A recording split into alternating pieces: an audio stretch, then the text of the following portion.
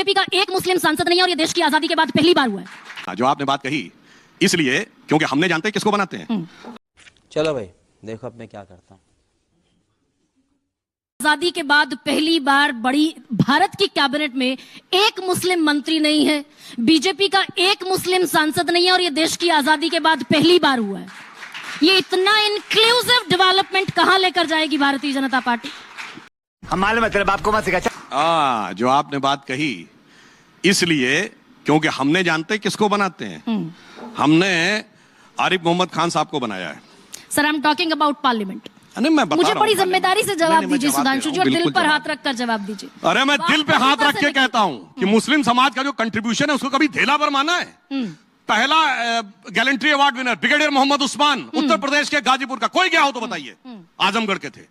ये बताइए वीर अब्दुल हमीद की शहादत की 50वीं वर्षगांठ 2015 में हुई, मोदी जी ने उनके पूरे परिवार को बुला के सम्मान किया। कोई गया हो तो बताइए। अब सुनिए पूरी बात सुनिए, पूरी बात सुनिए। एक ही क्या आप बीच उलझा नहीं रहा हूं, आप उलझी हुई हैं उसे सुलझा रहा हूं। एक ही दिन में याकूब मेनन का नमाज़े जनाजा हुआ और एक ही दिन में डॉक्टर कलाम का नमाज़े जनाजा हुआ। कोई नहीं गया डॉक्टर कलाम के नमाज़े जनाजा में।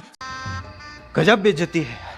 सब याकूब मेनन के नमाज़े जनाजा में गए। सुधांशु त्रिवेदी ठीक है नहीं, ये ठीक है, इसी को समझिए। सुधांशु त्रिवेदी ठीक है समझिए। सुधांशु मैं बता रहा हूं। सुधांशु जी एक सेकंड। सुधांशु त्रिवेदी मंथन के मंच पर जायज बात कह रहे हैं और मैं डंके की चोट पर कह रही हूं, सच कह रहे हैं। लेकिन सुधांशु त्रिवेदी कहे कि मोदी कैबिनेट में 73 मंत्रियों में से एक भी मुसलमान सांसद क्यों नहीं?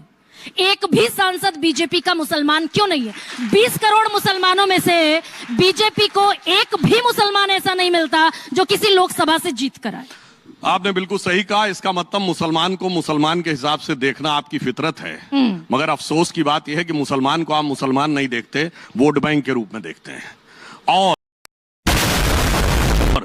उनको आपको उस वोट बैंक के जो एक्सक्लूसिव थोक विक्रेता है ना, वो कट्टरपंथी मुसलमान नजर आते हैं। यहां पे ये समस्या है। अब मैं आपको बताता हूं ऐसा क्यों हुआ। आजादी के बाद अभी ये बताइए, उस्ताद जाकिर हुसैन की डेथ हुई, कोई गया उनके घर? सच्चाई है ना, पूरी बात। There is no minister. मैं पूरी बात कह रहा हूं। मिनिस्टर क्यों, मैं बताना चाहता हूं। जो अच्छा और सच्चा मुसलमान होगा उसके साथ कभी ये नहीं खड़े होंगे सेकुलर दल। बात तो सही है। इनको अपराधी और आतंकवादी चाहिए। उस्ताद बिस्मिल्लाह खां को भारत रत्न कब मिला? अटल जी की सरकार में, जिसने पहली शहनाई बजाई थी। ये बताइए, अशफाकुल्लाह खां के घर पे कभी गए?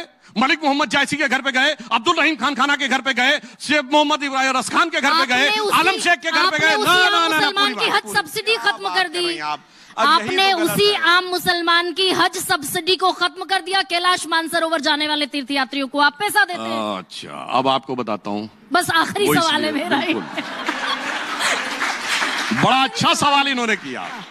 मुझे जो अर्लीस्ट याद है अपनी मेमोरी में, वो कुंभ का मेला 89 का याद है। और मेरे मन में स्टूडेंट लाइफ में बात उठी, भैया कुंभ मेले पे मेला टैक्स और हज पे सब्सिडी, गजब का सेकुलरिज्म है। और मैं पूछना चाहता हूं, पूरी बात सुनिए, पूरी बात। हज जाना चाहिए अपने पैसे से, वो सबाब का काम है। हज जाएंगे सरकार के पैसे से, जिसमें 95% टैक्स पेयर काफिर हैं। काफिरों के पैसे से हज जाओगे तो सवाब कैसे मिलेगा मेरे भाई? वो तो आपकी धार्मिक मान्यता का सम्मान करने के लिए हमने किया है। अच्छा चलिए इसको खत्म करते हैं।